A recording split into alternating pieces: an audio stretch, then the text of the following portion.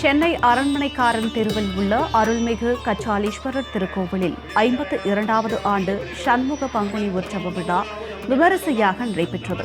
முன்னதாக முருகப்பெருமானுக்கு சிறப்பு மலரலங்காரம் மற்றும் தீபாராதனை காண்பிக்கப்பட்டது. இதனைத் தொடர்ந்து முருகனுக்கு 3000 லிட்டரில் பால் அபிஷேகமும் கனி அபிஷேகமும் நடைபெற்றது. இதில் ஏராளமான பக்தர்கள் கலந்து கொண்டு பால் குடம் எடுத்தும் அலகு குத்தியும் நேர்த்திக்கடன் செலுத்தினர். ஆண்டுதோறும் பங்குனி உத்திர வைபவம் பண்ணுறோம். பங்குனி உத்திரம் ஐயப்பனுடைய அவதார நாள், முருகனுடைய திருமண நாள், முருகனுடைய பரிபூர்ண அருள்.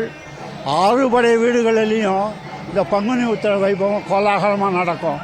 இந்த கோயிலில் பங்குனி உத்திரத்தினுடைய சிறப்பு என்னன்னா 600 பால் குடங்கள், 160 காவடிகள், பன்னீர் காவடி, புஷ்ப காவடி எல்லாம் எடுத்துட்டு அவ்வளவு பக்தர்கள் பல பேர் அலகு தரித்து தங்களுடைய பிரார்த்தனையை முருகனுக்கு செலுத்துகிறாங்க.